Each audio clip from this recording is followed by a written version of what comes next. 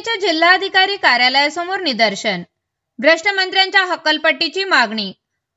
अहिल्यानगर प्रतिनिधी। महाराष्ट्रातील महायुती सरकारमधील भ्रष्टाचारामुळे राज्याची बदनामी होत असल्याचा आरोप करत शिवसेना उद्धव बाळासाहेब ठाकरे पक्षाने जिल्हाधिकारी कार्यालयासमोर निदर्शन केले।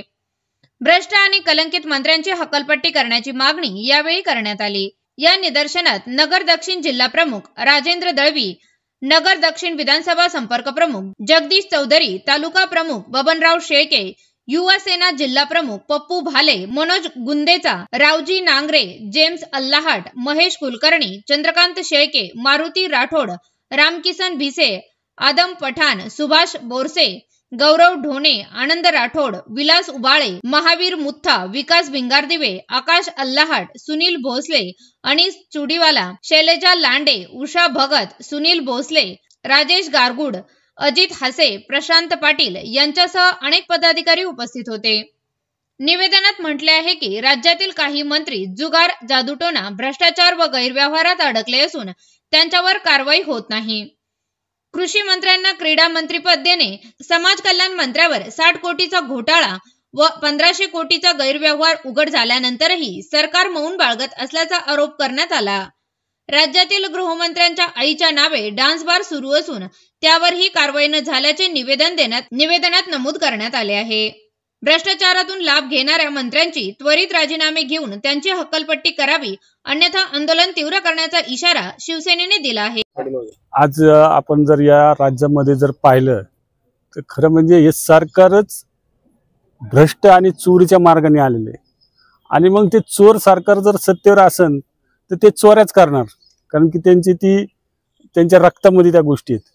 आणि म्हणून जर आपण पाहिलं तर आज देशामध्ये महाराष्ट्राची बदनामी व्हायला लागली, कारण की सभागृह जे विधानसभा ज्यावेळेस भरती त्यामध्ये सर्वसामान्य लोकांचे, शेतकऱ्यांचे, व्यापाऱ्यांचे, विद्यार्थ्यांचे, कामगारांचे प्रश्न त्या ठिकाणी मांडले जातात।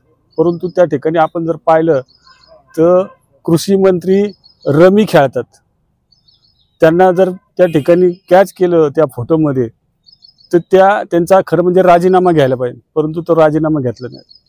दुसरा मंत्री घरामध्ये बसतो, त्याच्या बाजूला पैशाच्या बॅगा पडलेल्या आहे, त्या सुद्धा फोटोमध्ये येतात, सर्व दिसतं चॅनलला, परंतु त्याचा राजीनामा घेतला जात नाही। एक मंत्री त्याच्या आईच्या नावावर, जो गृहराज्यमंत्री त्याच्या आईच्या नावावर डान्स बार चालवतो, त्याचा सुद्धा त्या ठिकाणी राजीनामा घेतला जात नाही। दुसरा एक मंत्री जादूटोणा करून त्याचं पद टिकवायचं पाहतो। म्हणजे या राज्यामध्ये जर आपण पाहिलं तर अत्यंत वाईट परिस्थिती आहे। शेतकऱ्यांचे प्रश्न राहिलेत, कामगारांचे प्रश्न राहिलेत, शेतकऱ्यांच्या मालाला भाव नाही, त्यांचं जे नुकसान झालं, अतिवृष्टी झाली, त्यातून जे नुकसान भरपाई मिळायला पाहिजे होती ती सुद्धा मिळाली नाही। आणि म्हणून खरं म्हणजे या सरकारला या राज्यामध्ये राज्य करायचे यांची लायकी राहिली नाही। परंतु आमच्या सर्व आमदारांनी सभागृहामध्ये त्यांचे भांडाफोड केला तरी सुद्धा त्या ठिकाणी त्यांचे राजीनामे घेतले जात नाही, उलट त्या मंत्र्यांना खाते बदलून मिळतात, परंतु राजीनामे होत नाही। आणि म्हणून आता आम्ही जनतेच्या न्यायालयातून खरं म्हणजे या ठिकाणी न्याय मागतो की जनतेने खरं म्हणजे यांना राजीनामे मागितले पाहिजेत। आणि या जोपर्यंत यांचे राजीनामे होत नाही तोपर्यंत खरं म्हणजे शिवसेनेच्या वतीने या ठिकाणी आंदोलन होत राहणार आहेत आणि याच्यापेक्षा तीव्र आंदोलन आम्ही या ठिकाणी करणार आहोत।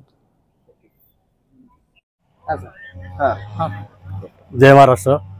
आज शिवसेना उद्धव बाळासाहेब ठाकरे या पक्षाच्या वतीने संपूर्ण महाराष्ट्रभर या महायुतीच्या भ्रष्ट मंत्र्यांच्या विरोधात जन आक्रोश आंदोलन करण्यात आलं।